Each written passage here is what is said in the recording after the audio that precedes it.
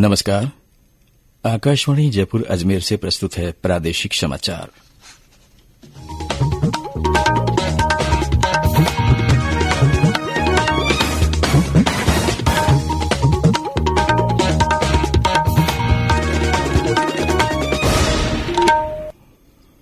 मुख्य समाचार।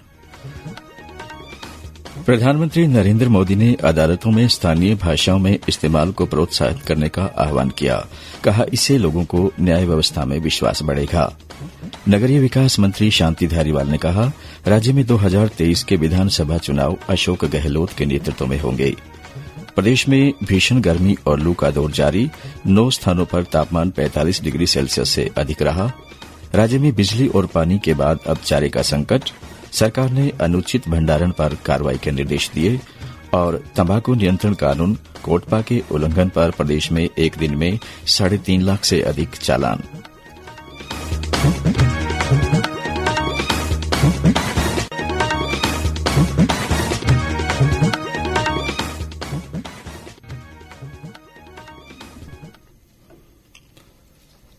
समाचारों के साथ मैं महेश सिंह।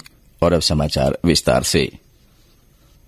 प्रधानमंत्री नरेंद्र मोदी ने अदालती फैसलों में स्थानीय भाषा को बढ़ावा देने का आह्वान किया है। इससे न्यायिक व्यवस्था में आम आदमी का विश्वास बढ़ेगा। आज नई दिल्ली में मुख्यमंत्रियों, उच्च न्यायालयों के मुख्य न्यायाधीशों के संयुक्त सम्मेलन के उद्घाटन सत्र को संबोधित करते हुए श्री मोदी ने कहा कि केंद्र सरकार ने 2015 में 1800 ऐसे कानूनों की पहचान की थी जो प्रासंगिक नहीं थे।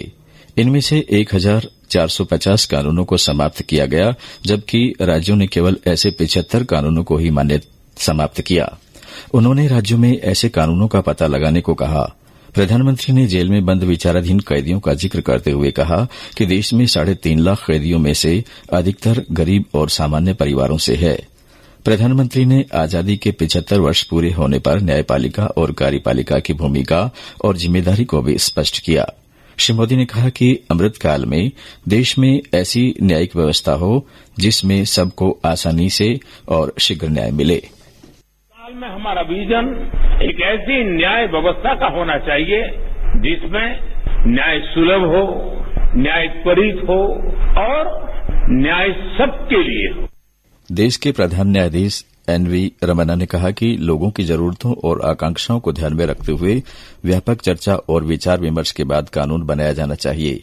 उन्होंने कहा कि कार्यपालिका और विधायिकाओं की ढिलाई की वजह से मुकदमेबाजी होती है, जिससे हमें बचना चाहिए। उन्होंने कहा कि जनहित याचिका के पीछे अच्छे इरादों का दुरुपयोग नहीं होना चाहिए। व्यक्तिगत हित की वजह से अधिकारियों को धमकाया नहीं जाना चाहिए और कामकाज में रुकावट पैदा नहीं करनी चाहिए। नगरीय विकास मंत्री शांति धारीवाल ने राज्य में मुख्यमंत्री बदलने संबंधी खबरों का खंडन किया है। आज नई दिल्ली में मीडिया कर्मियों से बातचीत में श्री धारीवाल ने कहा कि राज्य में 2023 के विधानसभा चुनाव अशोक गहलोत के नेतृत्व में होंगे। उन्होंने कहा कि कुछ लोग मीडिया में जिंदा रहने के लिए खबरें छपवाते रहते हैं। श्री शांति धारीवाल ने कहा कि कांग्रेस हाईकमान और विधायक भी यही चाहते हैं कि श्री गहलोत ही मुख्यमंत्री बने। ये समाचार आकाशवाणी जयपुर अजमेर से प्रसारित किए जा रहे हैं। समाचारों में आपका फिर से स्वागत है। प्रदेश में भीषण गर्मी का कहर बढ़ता जा रहा है। पिछले 3 दिनों से धौलपुर में 46 डिग्री से अधिक दर्ज किया जा रहा है। आज वहां 40.3 डिग्री सेल्सियस तापमान रहा। श्रीगंगानगर में 40, जैसलमेर में 45.9, पिलानी में 45.7, फलोदी में और संगरिया में 45.6, चूरू में 45.5, बीकानेर में 45.2 और बाड़मेर में 45.1 डिग्री सेल्सियस तापमान दर्ज किया गया। मौसम विभाग ने 15 जिलों में लू का अलर्ट जारी किया है। झुंझुनू, अलवर, भरतपुर, धौलपुर, डूंगरपुर और बांसवाड़ा जिलों में लू को लेकर येलो अलर्ट जारी किया गया है। बीकानेर, बाड़मेर, चूरू, जैसलमेर, जोधपुर और श्रीगंगानगर जिलों में उष्ण लहर को लेकर ऑरेंज अलर्ट जारी किया गया है। मौसम विभाग के अनुसार 2 मई से नया पश्चिमी विक्षोभ सक्रिय होने से 3 मई को दोपहर बाद प्रदेश में पश्चिमी और उत्तरी भागों में मेघ गर्जन के साथ कहीं कहीं हवाओं के साथ हल्की बारिश होने की संभावना है। इससे अधिकतर स्थानों पर तापमान में 2 से 3 डिग्री सेल्सियस की गिरावट हो सकती है। भीषण गर्मी के बीच विद्युत की मांग और आपूर्ति में व्यवधान से शहरी और ग्रामीण क्षेत्रों में नागरिकों की बिजली और पानी की समस्याएं भी बढ़ गई हैं। गर्मी के कारण अस्पतालों में मरीजों की संख्या भी बढ़ गई है। भीषण गर्मी को देखते हुए शिक्षा विभाग ने स्कूलों में छुट्टियां करने का, स्कूल का समय परिवर्तन करने का अधिकार जिला कलेक्टरों को दे दिया है। धौलपुर कलेक्टर ने विद्यालयों का समय सुबह 7:30 बजे से 11 बजे तक कर दिया है। एक आदेश में प्रधान अध्यापकों से कहा गया है कि वह मौसम को देखते हुए विद्यालय की छुट्टी कर सकते हैं। चूरू में कलेक्टर सिद्धार्थ सिहाग ने स्कूल के समय में बदलाव कर दोपहर 12 बजे तक ही रखा है। परीक्षा यथावत समय पर ही होगी। प्रदेश में पशुपालकों और गौशालाओं के सामने चारे का संकट खड़ा हो गया है। अनुचित भंडारण के कारण इसके भाव बढ़ गए हैं। राजस्थान गौ सेवा समिति के प्रदेश में गौशालाओं और अन्य पशुधन के लिए चारे की समस्या को देखते हुए आंदोलन की चेतावनी दी है। समिति के अध्यक्ष महंत दिनेश गिरी ने बताया कि प्रदेश में पशुधन के लिए चारे की किल्लत है और इसके भाव लगभग 3 गुना बढ़ गए हैं। उन्होंने कहा कि चारा माफियाओं द्वारा स्टॉक करने तथा पड़ोसी राज्यों से चारे के परिवहन पर रोक लगाने के कारण यह हालात बने हैं। गायों के लिए और सभी पशुओं के लिए चारे की बहुत बड़ी समस्या आ खड़ी हुई है। जो गौमाता है उसके लिए सस्ता चारा क्यों नहीं, इन विषयों को लेकर के मिले हैं, लेकिन अभी तक सरकार की तरफ से, मुख्यमंत्री की तरफ से किसी भी प्रकार का कोई आश्वासन, साथ में कोई संवेदनशील विषय हमारे सामने आया नहीं। तो हमने अभी 8 मई को जयपुर में गौरक्षा संत महासभा का एक आयोजन रखा है, जिसमें प्रदेश सहित पूरे भारत से 1000 संत आएंगे, वो इकट्ठे होंगे और एक गौ सेवा के लिए मुखार उठाएंगे और मुख्यमंत्री आवास तक जाएंगे और उनको ये विषय बताएंगे। मुख्यमंत्री अशोक गहलोत ने कल ऊर्जा, जलदाय, आपदा प्रबंधन और गौपालन विभाग के कार्यों की समीक्षा के दौरान चारे के अनुचित भंडारण पर कार्रवाई करने और इसके परिवहन को आसान करने के निर्देश दिए। गौपालन मंत्री प्रमोद जैन भाया ने बैठक में कहा कि विभाग चारे के अवैध भंडारण को रोकने के प्रभावी कदम उठाएगा। आपदा प्रबंधन मंत्री गोविंद राम मेघवाल ने चारे का उत्पादन बढ़ाने के लिए किसानों को निःशुल्क बीज वितरित करने की सलाह दी। कोयला मंत्रालय ने कहा है कि देश में कोयले का पर्याप्त भंडारण मौजूद है। मंत्रालय ने कहा है कि कोल इंडिया लिमिटेड के पास 5 करोड़ 67 लाख मीट्रिक टन और सिंगरेनी कोलरीज कंपनी के पास 43 लाख मीट्रिक टन कोयला मौजूद है। मंत्रालय के अनुसार कैप्टिव कोल ब्लॉक्स के पास 23 लाख मीट्रिक टन कोयला है। सरकार ने ताप विद्युत संयंत्र की मांगों को पूरा करने के उद्देश्य से देश के विभिन्न भागों में चलने वाली कई यात्री रेलगाड़ियां रद्द कर दी हैं। ये रेल सेवा उन मार्गों पर रद्द की गई है जहां यात्री कम जाते हैं। केंद्रीय स्वास्थ्य मंत्री मनसुख मांडविया ने कहा है कि 12 से 14 वर्ष के 60% से अधिक किशोरों को कोविड वैक्सीन की पहली खुराक दी जा चुकी है। उन्होंने टीका लगवाने वाले इन बच्चों को बधाई दी है। इस आयु वर्ग के लिए निःशुल्क कोविड टीकाकरण पिछले महीने की 16 तारीख को शुरू हुआ था। स्वास्थ्य मंत्रालय ने कहा है कि 2 करोड़ 86 लाख से अधिक किशोरों को पहली और लगभग 66 लाख को दूसरी खुराक दी जा चुकी है। शिक्षा मंत्री डॉ बीडी कल्ला ने आज जिला चिकित्सालय बीकानेर में ऑक्सीजन जनरेशन प्लांट का लोकार्पण किया। इस प्लांट का निर्माण विधायक निधि कोष से 49,31,000 रूपये की लागत से करवाया गया है।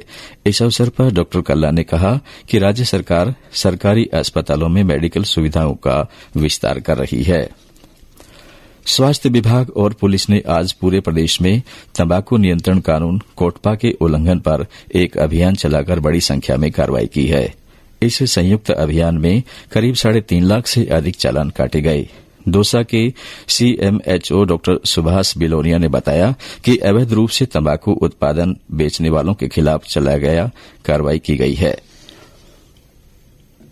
जो बना हुआ है तंबाकू उत्पादों को बेचने के लिए, उसके तहत पूरे राजस्थान में चालान की कार्रवाई की जा रही है। हमारे मेडिकल विभाग साथ में अन्य विभागों के सहायता से भी यहाँ पे चालान की कार्रवाई की जाती है और अधिक से अधिक चालान करने का हमारा लक्ष्य है। जो यहाँ पे चालान किया जा रहा है उसमें कुछ रूल्स होते हैं कि एक तो जैसे जो डिस्प्ले बोर्ड होना चाहिए, 18 साल से जो छोटे जो बच्चे ना तो वो उनको बेच सकते हैं। 12 में कोटपा एक्ट के तहत चालान काटे गए और लोगों को तंबाकू के दुष्प्रभावों के बारे में जागरूक किया गया। कोटपा कानून के तहत सिगरेट तथा अन्य तंबाकू उत्पादों के विज्ञापन, व्यापार और वाणिज्य तथा उत्पादन और वितरण के संबंध में कई तरह के नियम हैं। इन नियमों के उल्लंघन पर कार्रवाई का प्रावधान है। राष्ट्रीय स्वास्थ्य मिशन के मिशन निदेशक डॉ जितेंद्र सोनी ने बताया कि महिला एवं बाल विकास मंत्री श्रीमती ममता भूपेश ने आज बीकानेर में बाल संरक्षण पर संभाग स्तरीय कार्यशाला में भाग लिया। इस अवसर पर उन्होंने कहा कि बच्चे देश का भविष्य हैं। बच्चों को आगे बढ़ने का बेहतर माहौल देने और किन्हीं कारणों से पीछे रहे बच्चों को मुख्य धारा में लाने का प्रयास किया जा रहा है। उन्होंने शेल्टर होम, बाल सुरक्षा गृह सहित कई स्थानों का दौरा किया और सर्किट हाउस में जनसुनवाई भी की। उन्होंने कहा कि बच्चों को उनके अधिकारों के प्रति जागरूक करना और इन्हें प्रभावी तरीके से लागू करना सरकार की प्राथमिकता है। सरकारी ई मार्केट पोर्टल जेम के माध्यम से 2021-22 के लिए रक्षा मंत्रालय की खरीद अब तक की सबसे अधिक 15,000 करोड़ रुपए से अधिक हो गई है।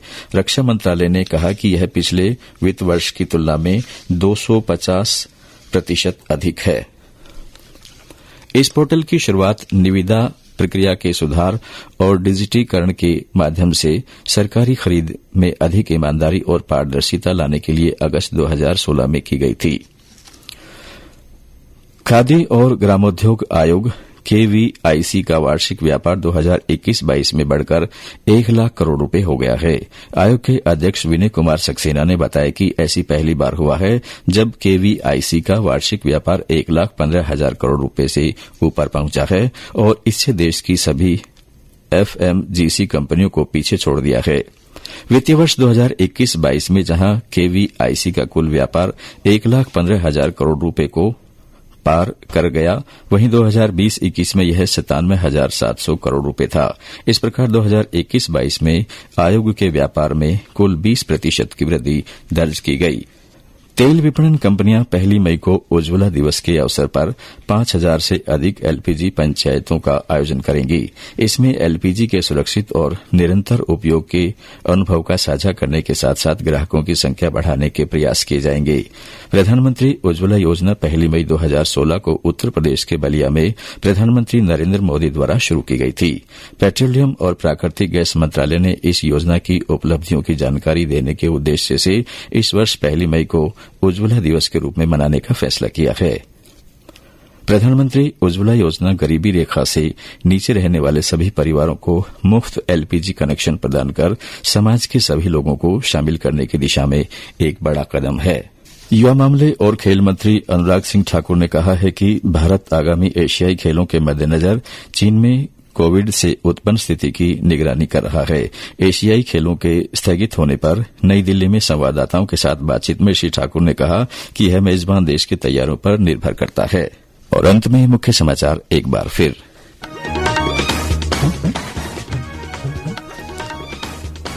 प्रधानमंत्री नरेंद्र मोदी ने अदालतों में स्थानीय भाषाओं के इस्तेमाल को प्रोत्साहित करने का आह्वान किया। कहा, इससे लोगों का न्याय व्यवस्था में विश्वास बढ़ेगा।